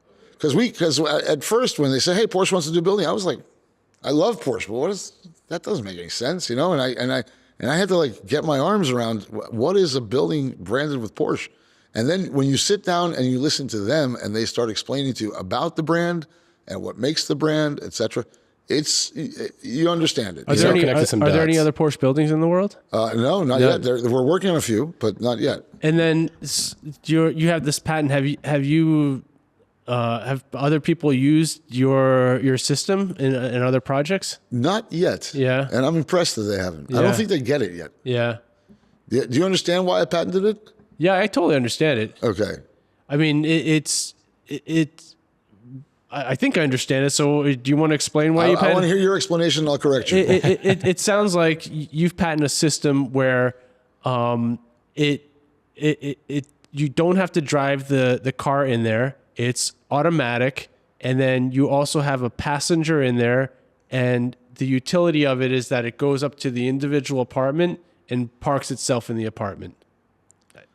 That's part. Yes, that's the patent of the actual function. Okay. Yes. But the reason he patented it is because you have these high profile people that don't have to get out of their cars. Like, is there any other system that allows you to do that? You see, people don't get it, which is it's good in a way that they don't get it, but it's also I don't want to give all my secrets away. But the elevator is costing me $85 million, at more than my neighbor's paying. Right, the same building next door. So why would I spend $85 million and a branding fee and a this and that? Why? It's not because of the cool factor. Real estate, as you guys know, every site comes with an FAR, floor area ratio. All right, for those who are listening here, GFA maybe is called in other countries. In Sunny Isles, Miami Beach is not the case, but in Sunny Isles, they require you to give 1.7 parking spaces per unit. So because it's a requirement, it's not part of your FAR. So now, if I place parking adjacent to the unit, it's not part of the FAR. So like in Bentley, for instance, I have a unit that is 3,000 square feet of FAR, but I'm selling 6,000 square feet because I'm selling the garage at 1,500 square feet, and we have a balcony at 1,500 square feet. And I add value on the balconies by putting swimming pools on the balconies. Every one of my buildings has a swimming pool on the balcony. So if you do the simple math, 1,500 square feet times 200 units is 300,000 square feet that I'm selling at an average of $1,500 on the overall gross. So I'm picking up $450 million of revenue more than my neighbor has. Wow. Yes. That's why there's a real return on investment on this car elevator concept. Yeah, it's going to cost you $85 million plus some extra concrete, whatever, maybe $100 million, but you're picking up you're selling the garage. The garage that every other developer builds and gives away for free. Can't sell that. I'm selling it. Yeah. My efficiency of my building, because typically garage square footage is almost equal to the building. You'll build a 2 million square foot building with 1 million square feet of garage, 1 million square feet of sellable, right? My efficiency, I'm at 85% of my square footage is being sold. It's unfucking heard of. It's unheard of. And so that's why we're also selling at less per square foot than everybody else. I'm selling at that 1,500 a foot when the rest of the market's at 3,000, and that's why we're selling as fast as we are. But it's relatively inexpensive. I wish I could charge 3,000, but then I'd be at $18 million apartments, So, but there's a true, real ROI on the car elevator by the ability of not building garage, rather building garage and being able to sell it. And that's really usable space. Yeah, and selling it for the price per square foot of the unit. Are the garages under AC in those? Yes. Oh, cool. They're it's a lower level of air conditioning, but just to keep the pressurization kind of stuff. Right. Yeah. Interesting. That's super cool. Yeah. So that's where that's why I patented the concept. I said, fuck, if somebody puts this in and can increase the profitability of their project, this has a tremendous value. What's the maintenance on something like that? The elevator costs maybe another $400,000 a year. Maintain it? It's a guy and some parts. Yeah. Yeah, that's it. That's not very much. No, it's not more than any. Worse, you're saving it from 4 valet guys because now you don't have somebody valet in the building. Right. Yeah. You probably spend a couple $100,000 on valet guys at least. Of course. Yeah. Every buildings have 7 valet guys on 3 shifts a day. Yeah. It's 21 people. It's $1 million a year. Yeah. Yeah. Dang. So yeah, it's so that's where it comes. That's why I patented it. That's why I went through the headache of doing a patent. Fucking patents are expensive. Yeah. I had no idea. Every year I'm spending like $800,000 just to keep it alive. Wow. Because you have to refile in every single country around the world. Oh my God. And that's what I'm doing. My patents worldwide. Oh, you're doing worldwide. Worldwide. I don't want China coming in You're here spending how much in patents a year? $800,000 a year to keep it alive. Oh, in every country. And yeah, it's like 3,000. Well, It's 3,000 per country, more or less. 2,500 here, 3,500 here. But you're not doing every country. You're doing like the top 40, 50 countries. No, we're going everywhere. Everywhere? I went everywhere. I mean, they're never going to build one in Sri Lanka, right? Like, You never know. You never know. You never know. just covering all your bases. Chamath might go back. You never know. The truth is, there's wealth in every country. Yeah. There's the top of the market in every country. In Singapore, they built one, but not with my Dezervator. They built. I love the name, by the way. But they built a simple car elevator that you don't even go in. I mean, you put the car in the elevator, and you have to go in a separate elevator to go upstairs. Oh. So, but again, your car's parked outside your living room, Yeah. so it's the cool factor. But that's why we went ahead and patented it, because there's a true return on investment on this thing. And I'm now with Bentley. Otis is building it. Otis is going to be building the elevator system. So I had that guy in Chicago build it during Porsche. Now I got Otis, because Otis wanted to see proof of concept. We proved it. Thing works. I've been working out 10 years. And so now they're coming over. They're making some tweaks, some things that are making it better, more efficient, which was great to have them. I mean, they're Otis, they're the largest elevator company in the world. All right. So, and what that does for me, having the patent, is now I can go to Dubai and I can go to China and I can go say, hey, you want to build my elevator? Here's my friends at Otis. They can build it for you. Yeah. That's awesome. Right. Yeah, I could see something in Dubai, someone building something like that in Dubai. They need it. Yeah. I've been there 100 times pitching it to these guys. And I said, hey, and it's funny because I come to them, I say, hey, it's about safety and security. They're like, we don't have security issues here. Yeah, that's true. I said, okay, I got to change my sales pitch. I've heard you can leave like a Rolex on the street Right, exactly. and they'll turn it in. No, we don't care about security. Yeah.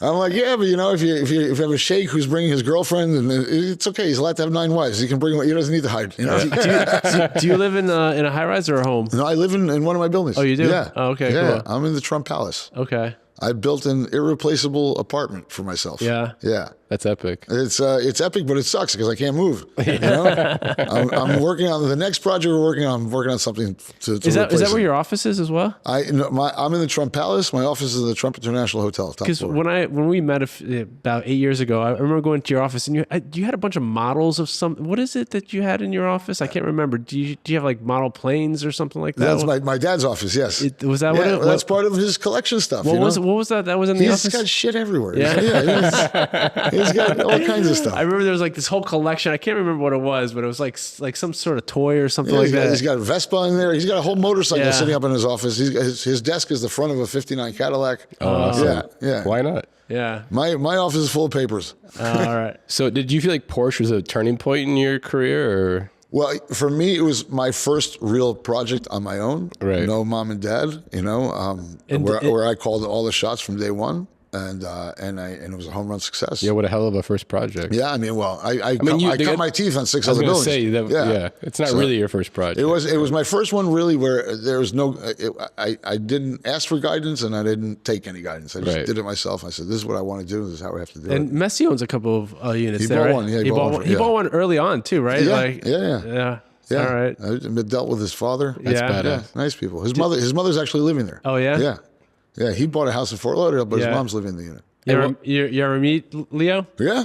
Oh, cool. Yeah, Awesome. he signed a shirt for me and everything. Oh, that's awesome, dude. What was the next project after Porsche? After Porsche, we did Armani. Okay. I partnered with a related group on that one. Okay. So that was an easy job. We did 308 units, textbook project, sold out. We didn't sell out. We sold 80% of it during construction, and then we finished the building, and we said to ourselves, "Hey, we got to sell this other 20%. So let's have a grand opening party."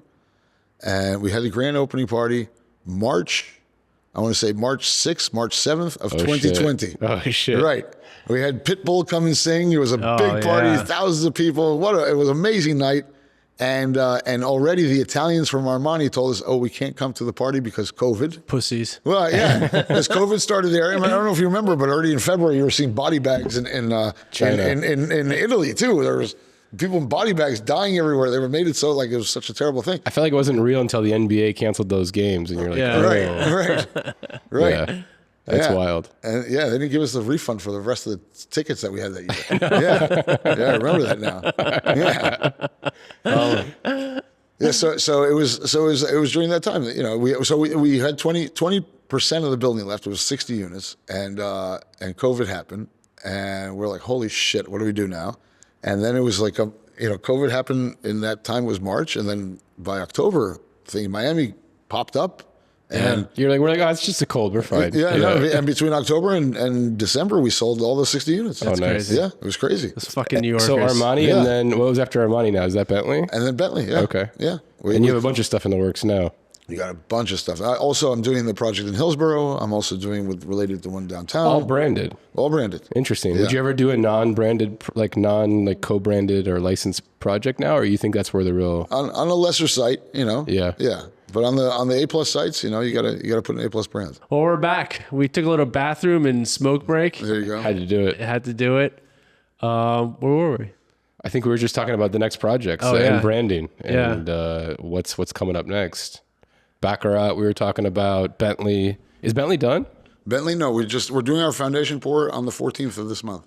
Okay, We're cool. we're going to hear some news about a loan closing coming soon. Nice. Yeah. Congratulations. So Yeah. it's Not all- an easy time for that. No, but it's all happening. How That's big? awesome. How big's the loan? $630 million. Dang. Yeah. How many units? 214. Oh, that's a bit. It's a Yeah. pretty decent size. Yeah.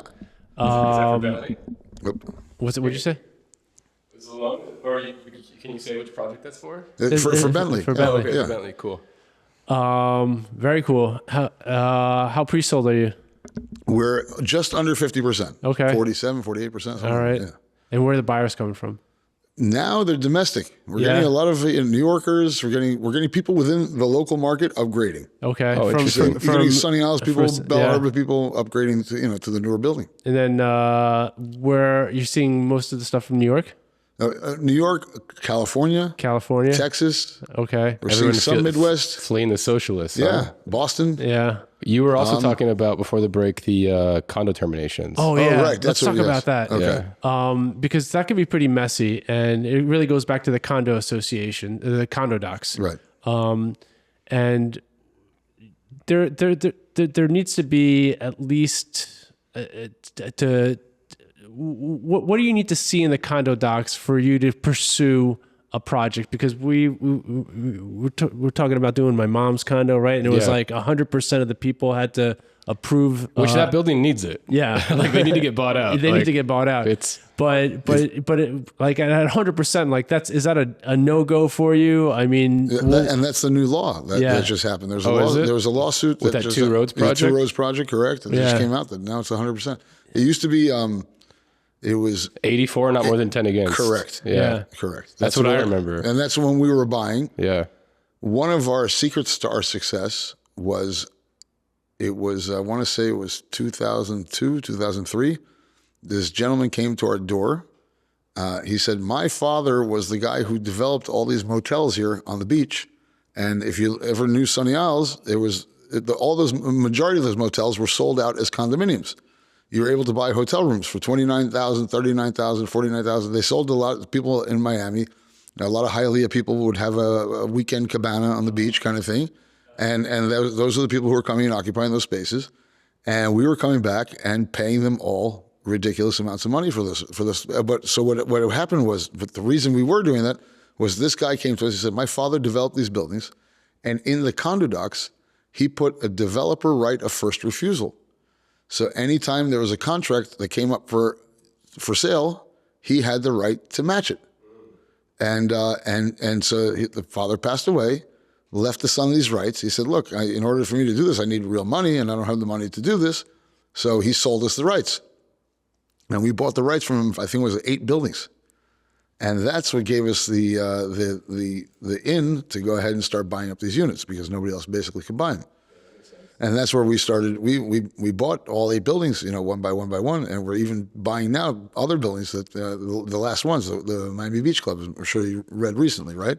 I just bought that with Related and Toledano. And that there, you have to get 100% of the people to buy into that. Yes. And so you're not afraid of doing that. Well, we had the majority in there, and we made the deal, and we got the 100%. Yeah. Yeah. There's Dang. one unit lying out there that's in lawsuit somewhere, but as soon as that lawsuit gets resolved, it becomes ours. So you guys are not afraid to go after condo conversions. Each one is different, Yeah. Each one is What kind different. of You really last- understand yeah. it. There was one, I can't tell you the name of the building we were about to buy, and then this ruling came out, and now we're having second thoughts. Yeah.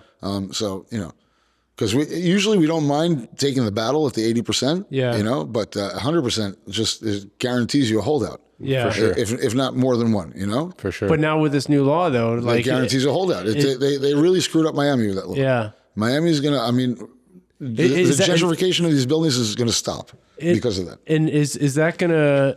I mean, is that a Florida thing or is that a Miami thing? It's a Florida thing. It's a Florida thing. So Florida's fucked in terms of. I mean, people like you mentioned your mother's condo. Yeah. Your mother's gonna probably get fucked because they're gonna tell her, hey, you got to bring this up to code, up to this, that's $300,000 a unit renovation. Yeah. And there's nobody who can sell it, and unless the boards are going to get together themselves and get everybody and say, hey, I got everybody signed up here. This is our price, and go to the market like that. Yeah. That's never going to happen. But you just get so many people that are just so uneducated about real estate being like, oh, I want $2 million. And it's like, dude, You just need 100 people in a room. You'll never get them all to agree. It's just wild. impossible. Yeah. You'll never get them to agree. So these type of condo buyouts are going to come to a standstill then. Yeah. Or that, or your unit, your mother's unit. I'm just picking a number. Yeah, that's fine. But if it's worth 500,000, she's got to put 300,000 in. There might be a guy to come and pay 200. And so that's where the condo buyouts are going to come. Maybe if they can again, and then it doesn't guarantee you're not going to get a holdout. You might have that asshole who wants to. I own one unit in a building that we were trying to buy out, and the units were offered, I think, up to $2 million a unit, and they were hit with an assessment of $150,000. Everybody elected to pay the assessment. Yeah. So I had to pay the assessment too. You know?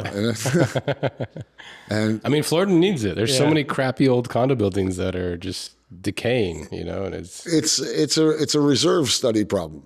You know, they tell you the real issue comes, and I can tell you as a developer, we set up these condo docs with reserve studies. Yeah. So I'll tell you that the elevator needs to be replaced in 20 years. And today an elevator costs $1 million, but in 20 years from now, it doesn't cost $1 million. So you've reserved like a good boy for $1 million for the last 20 years.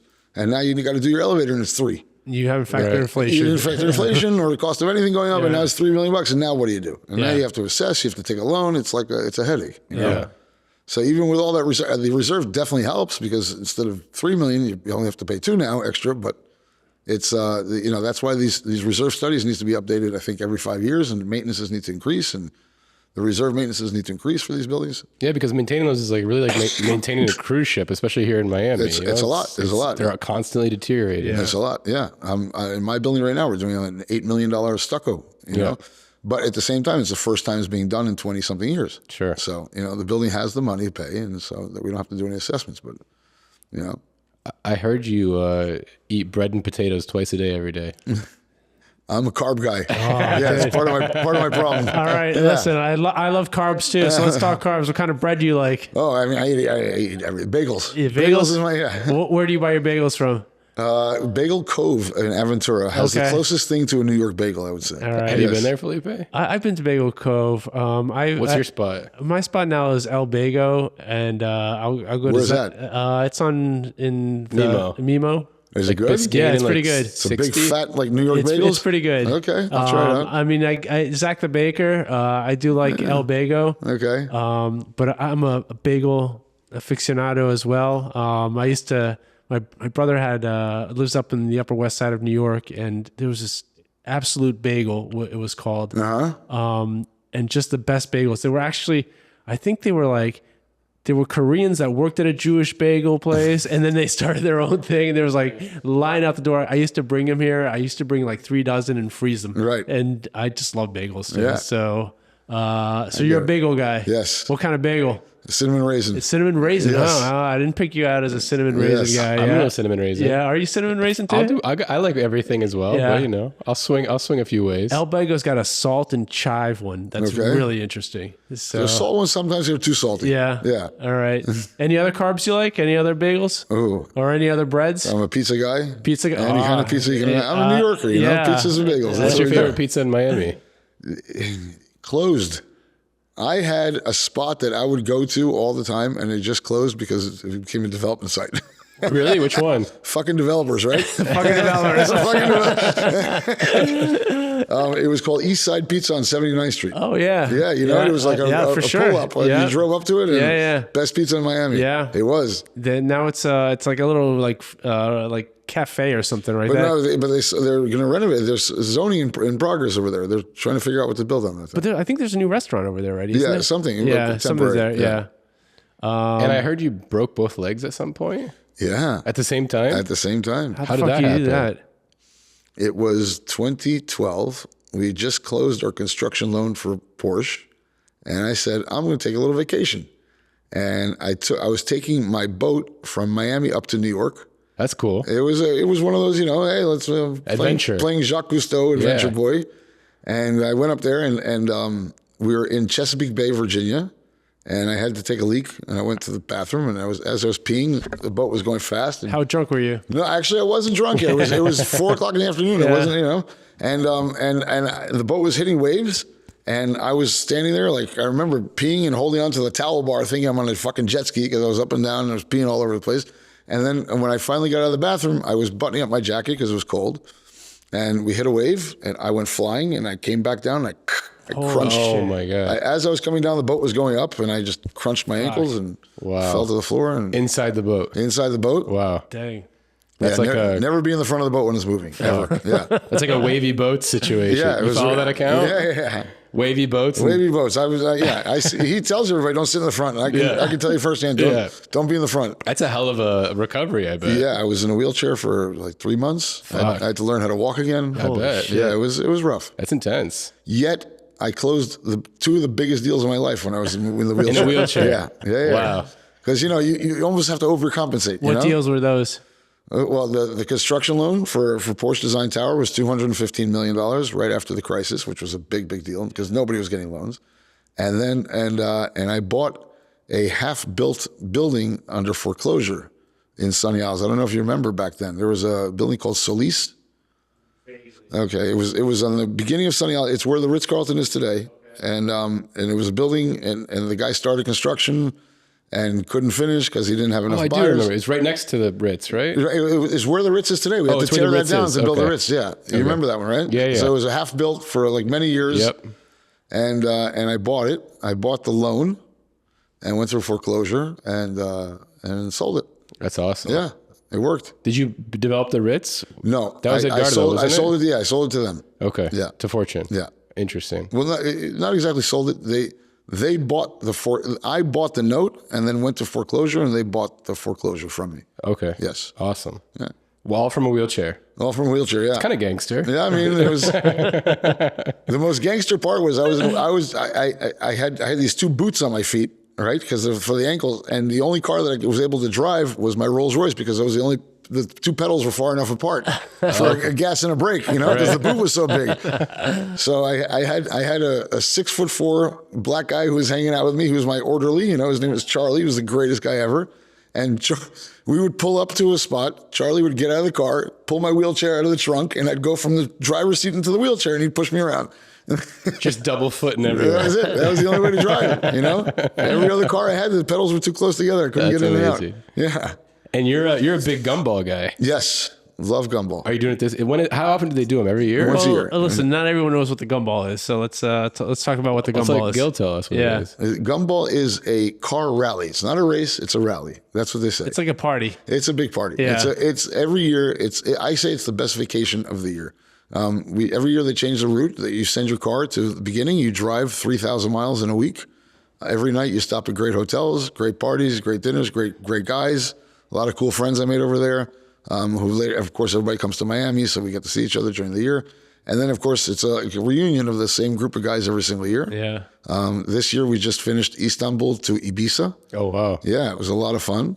I had sent my boat to Europe for the summer, so I had the boat waiting for us in Ibiza. So we continued sick. the party afterwards. Nice. Yeah, it was fun. It was a great time. And the next one's kicking off here in Miami. It's starting in Miami. Are we Yeah. gonna shit. are we going to be invited to the pre-party? You guys should sign up. You guys should be driving. I don't know if my Jeep will Yeah, qualify. I don't know if my 2017 Lexus over here is going to The work. organizers put it on me to recruit some Miami people, so I got to recruit some more Miami guys.